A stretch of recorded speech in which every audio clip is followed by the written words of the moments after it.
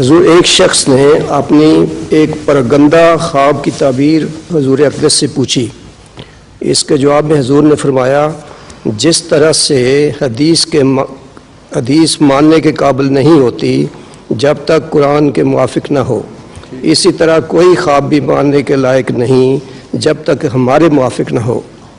اس کے موافق نہ ہو؟ ہمارے موافق. کس کا ہے یہ؟ جی یہ کس نے کہا ہے؟ مسیح رسول نے. مسیح رسول نے. مسیح صاحب نے؟ جی یہ روحانی مسلم کے موافق نہ ہو. جی اسی طرح کوئی خواب بھی ماننے کے لائق نہیں جب تک ہمارے موافق نہ ہو.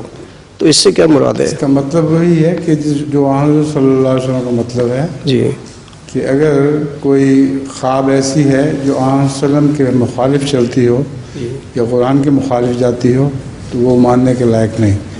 اسی طرح خواب میں بعض لوگ مسیح علیہ السلام کے متعلق بیہودہ باتیں لکھ دیتے ہیں کہ ہمیں بتایا ہے کہ یہ جھوٹا ہے، نعوذ باللہ من ذالک.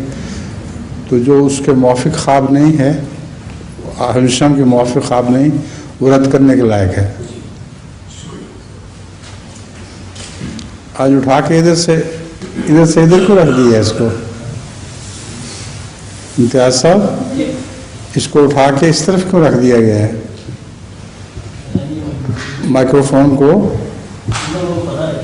پہلے ادھر ہوا کرتا تھا. کیمرے کی سیٹنگ کی وجہ سے انہوں نے ادھر کیا. اس کی وجہ سے؟ کیمرے کی. اچھا